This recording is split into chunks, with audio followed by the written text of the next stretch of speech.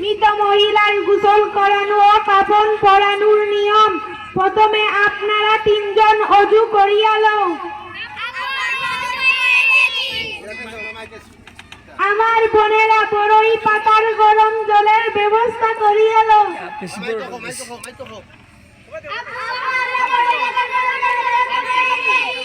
এখন যেখানে গোসল দেওয়া হবে সেখানে এক কানা চকি আনিয়া চারদিক পর্দা করে নাও।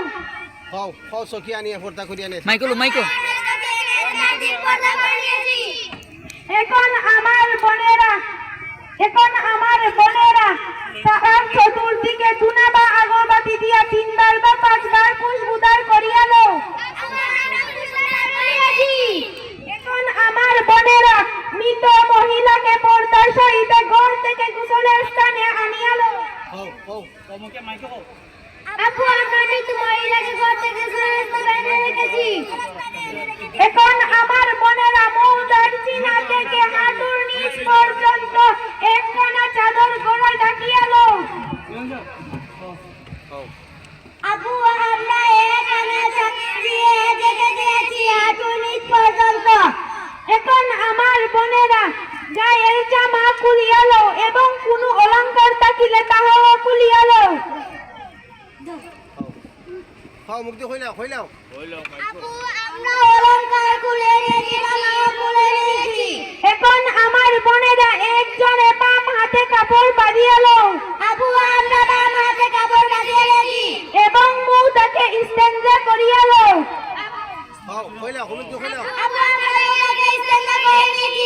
এখন মৌদার কানে নাকে কাপড়ের টুকরা ঢুকিয়ে দাও।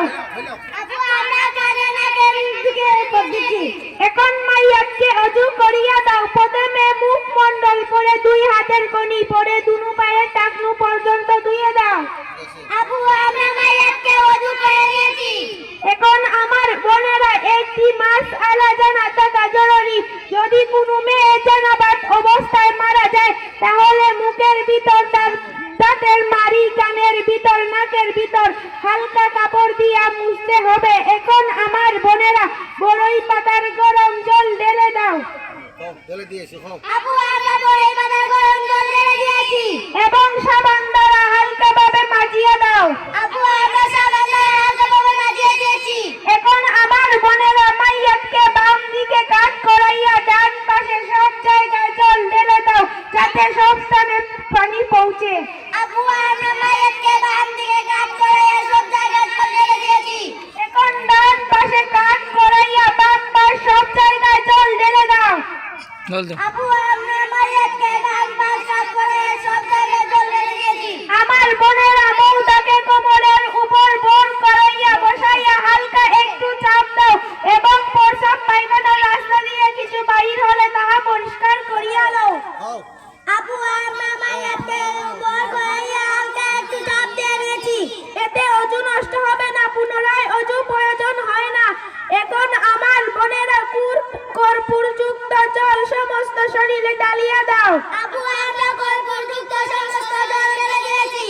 এখন আমার বোনেরা কাপড় দ্বারা মৌদাকে ঢাকিয়া সমস্ত শরীর মুছিয়া দাও। আপু, আমরা সমস্ত শরীর মুছে দিয়েছি। এখন আমার বোনেরা খালি হাতে আঙ্গুল দ্বারা বিসমিল্লাহ লিখিয়া দাও। আপু, আমরা বিসমিল্লাহ লিখে দিয়েছি। এখন মৌদার গোসল সমাপ্ত। এখন মৃতকে কিভাবে কাপড় পরাতে হয় তা আমরা দেখাইতেছি। মহিলাদের কাপড়ের জন্য 5টি কাপড় দেওয়া সুন্নত। লেফাফা মৌদার দীর্ঘ হাতে 1-2 হাত লম্বা হওয়া। ইজার মৌদার দীর্ঘ সমান হওয়া উচিত।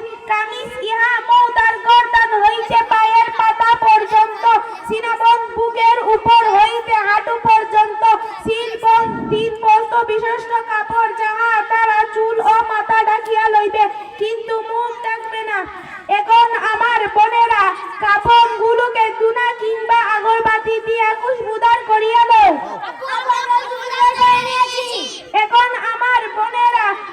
এখন আমার বোনেরা কাটিয়ার উপর 3 কুচা ফিতা বিছাইয়া দাও মৌদাকে কাপড় পরানোর পর বাঁধার জন্য।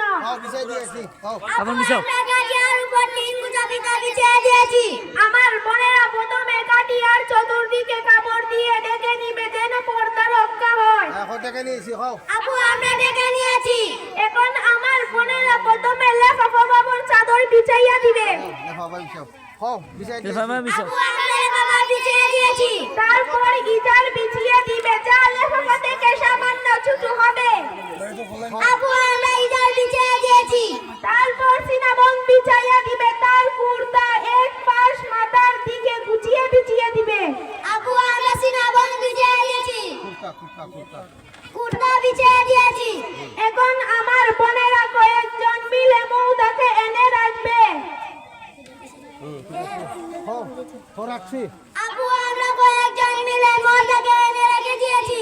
তারপর এখন আমার বোনেরা কুর্তা মাথার দিকে দিয়ে পরিয়ে দিবে। আপু আমরা কুর্তা পরে দিকে পরিয়ে দিয়েছি। এখন মিতর